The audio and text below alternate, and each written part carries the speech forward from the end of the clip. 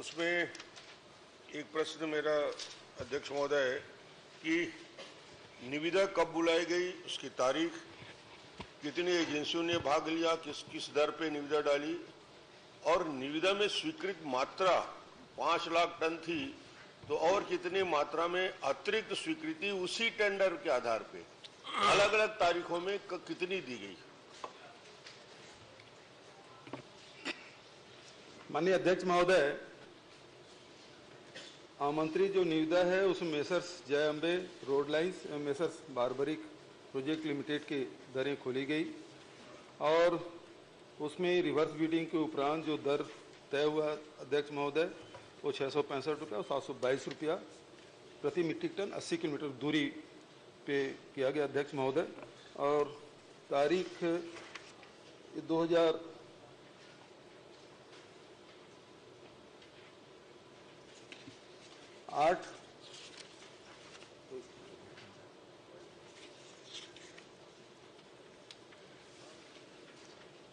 1/1/2020 को दिया गया अध्यक्ष महोदय। और जो समय वृद्धि की गई वो लगातार अटल बिहारी वाजपेयी विद्युत तापगृह में लगातार कोयले के निर्बाध रूप से पूर्ति हो सके। और दूसरी बात ये है कि वहाँ चूँकि कोयला खनन का कार्य शुरू हो चुका था और 3 लाख मीट्रिक टन से अधिक वहाँ संग्रहित हो गए थे और आग लगने की आशंका थी अध्यक्ष महोदय। इस कारण से इसको भारत सरकार के जो नियम हैं उनके अनुरूप ही उसे समय वृद्धि की गई।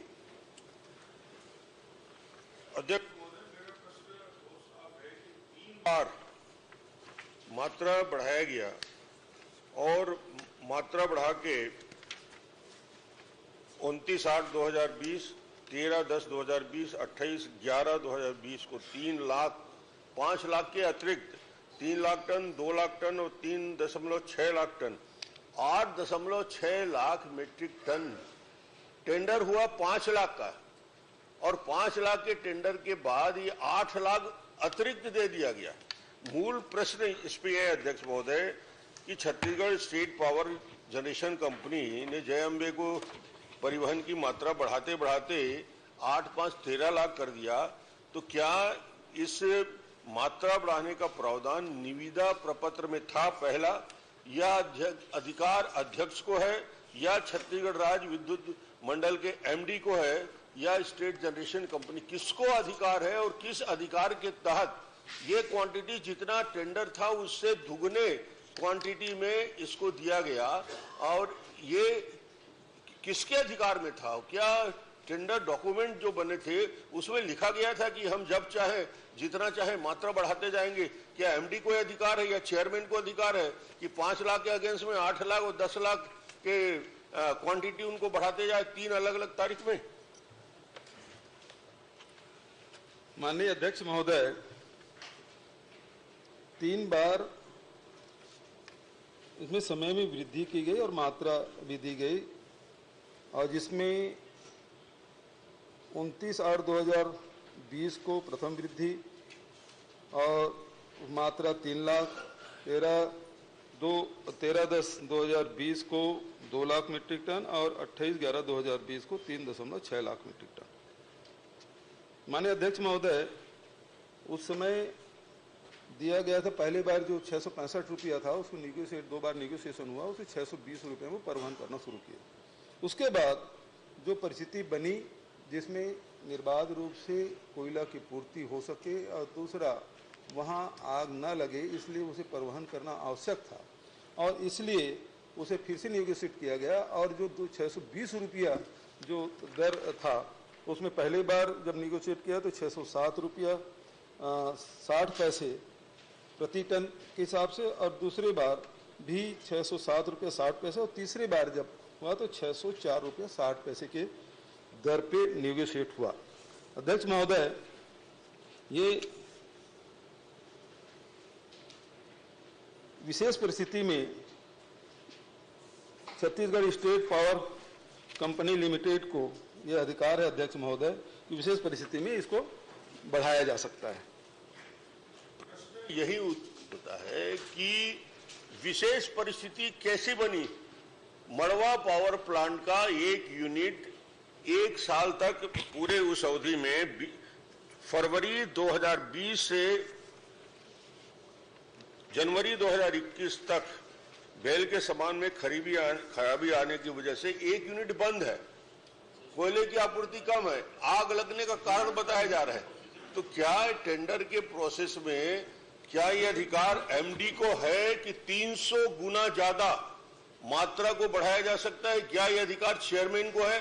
किस अधिकार के तहत इन्होंने इतनी क्वांटिटी बढ़ाई और क्यों बढ़ाई? और दूसरा, पहले इसका जवाब आ जाए, क्या अधिकार स्पेसिफिक किसको है और टेंडर डॉक्यूमेंट के कागजात में क्या इस बात का जिक्र है? इस बात को माननीय मुख्यमंत्री जी क्लियर करें। पहली बात तो माननीय सदस्य जी जो कह रहे हैं वो असत्य है अध्यक्ष महोदय कि वहां एक ही यूनिट चालू है। दोनों यूनिट चालू है। 2 गुना 500 मेगावाट की विद्युत उत्पादन निरंतर चालू है। दूसरी बात यह है अध्यक्ष महोदय, यह अनुबंध मेसर्स गारे पल्मा कोलियारिस एवं ठेकेदार के मध्य है। तीसरा अध्यक्ष महोदय, चेयरमैन को फाइनेंशियल एवं एमडी के सहमति से मात्रा वृद्धि करने का अधिकार है। वो विशेष परिस्थिति क्या पैदा हो गई जिसमें ये लगातार आग लगने की संभावना, एक बार नहीं, 2 बार, आग लगने का 5 लाख के अगेंस्ट में क्या टेंडर करके कोयले की आपूर्ति की जा सकती थी? दूसरा प्रश्न अध्यक्ष महोदय, इसका संतुष्टिदायक जवाब ही नहीं आया। विशेष परिस्थिति क्या निर्मित हो गई जिसमें इनको आनन फानन 3 बार उसी सेम रेट पे उनको नेगोशिएशन किया गया? नेगोशिएशन में बोर्ड को कितना नुकसान और कितना लाभ हुआ, इसके बारे में जानकारी दें। और तीसरा विषय है कि वर्तमान में कोयला परिवहन हेतु नई निविदा जारी की गई है। ये कार्य किस कंपनी को और किस दर में दिया गया? नया फिर से शुरू हो गया खेल। तो ये इसकी जानकारी होगी तो पुराने का काम भी समझ में आएगा। ये अध्यक्ष महोदय, ये जैसे कि मैंने पहले बताया, चेयरमैन को फाइनेंशियल और एमडी के सहमति से मात्रा में वृद्धि का अधिकार है। दूसरी बात अध्यक्ष महोदय, फिर से मैं रिपीट कर देता हूं कि कोयले के निर्बाध रूप से आपूर्ति हो इसके लिए, और दूसरा वहां लगातार यदि स्टॉक बढ़ता जाएगा तो आग लगने की आशंका बनी रहती है अध्यक्ष महोदय। और जो नई निविदा आई है वो इससे अधिक है, ये मैं आपको बताना चाहता हूं। जो 607 रुपया और 604 रुपया है उससे बढ़ के अभी जो निविदा आई है वो अधिक राशि की है। धन्यवाद। और बढ़िया। अब मूल विषय यही है अध्यक्ष महोदय कि पहला तो मैंने जो जानकारी दी उसको आप दुरुस्त करा लें कि फरवरी 2020 से जनवरी 2021 तक एक यूनिट किसी कारणों से बंद था, ये बिल्कुल जानकारी है। दूसरा, कभी वहां पे आग लगने की घटना नहीं हुई कि आग लगने की वजह से एक ही परिवहनकर्ता को बार बार उपकृत किया जाए। तीसरा, ये जो नया रेट आया है और पुराने रेट यदि नेगोशिएशन का रेट और वर्तमान रेट की तुलना किया जाए तो बड़ा स्पष्ट हो जाएगा कि आप यदि नेगोशिएशन करने का अधिकार अब चेयरमैन को दे रहे हो पूरा, तो फिर नेगोशिएशन करके नए टेंडर रेट में 685 रुपया के हायर रेट में लेने की क्या जरूरत थी? जब लोअर रेट में कोई काम करने को तैयार हो रहा है तो क्या इलेक्ट्रिसिटी बोर्ड को पावर जनरेशन के लिए कास्ट नहीं बढ़ेगा? उसकी भरपाई कौन करेगा? उपभोक्ता पर जाता है। Thank you. माननीय अध्यक्ष महोदय, मैंने पहले ही कहा कि जो परिस्थिति बनी है वो सबके सामने है, उसको मैंने स्पष्ट कर दिया। दूसरा, भारत सरकार के गाइडलाइन के आधार पर ये विशेष परिस्थिति में समय वृद्धि करने का अधिकार है, उसको भी मैंने बता दिया कौन को किसको अधिकार है। तीसरा अध्यक्ष महोदय, जो नया रेट आया है वो 670 रुपया प्रति टन, जो 80 किलोमीटर की दूरी तय करना है, तो 604 रुपये हम करा रहे हैं, तो घाटा कहाँ हो रहा है, नुकसान कहाँ हो रहा है? वो तो बचत ही हुआ। और अभी जो रेट आया है, फाइनल रेट आया है 670 रुपये प्रति टन की है अध्यक्ष महोदय। चलिए पूछिए शर्मा जी। माननीय अध्यक्ष जी, माननीय डॉक्टर साहब ने पूछा किन परिस्थितियों में बढ़ाया गया। माननीय मुख्यमंत्री का जो जवाब आया कि विशेष परिस्थितियों में बढ़ाया गया। पूरा सदन जानना चाहता है विशेष परिस्थितियां कौन सी? मुख्यमंत्री बता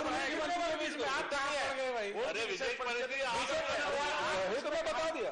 आग लगाना बता दिया। और भाई विशेष परिस्थिति ये है अरे दो के बीच में कहां पड़ गए? प्लीज प्लीज माननीय विशेष परिस्थिति ये है कि अध्यक्ष महोदय की निर्बाध रूप से कोयले की आपूर्ति हो।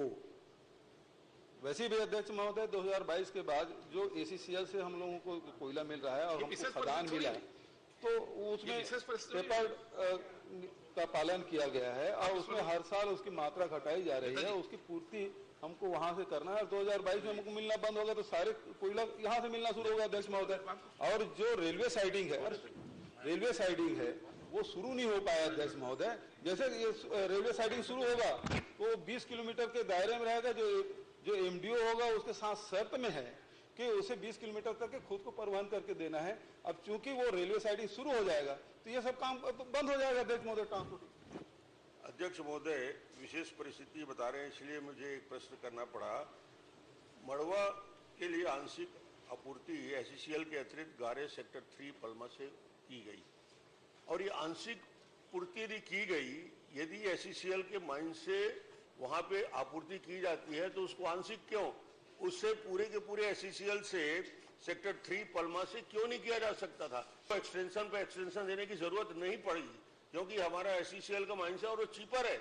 उसका रेट यदि कंपेयर करेंगे इस टेंडर के रेट से तो जो एससीसीएल से हमको कोल मिलेगा वो सस्ता मिलेगा, बिजली सस्ते पैदा होगी।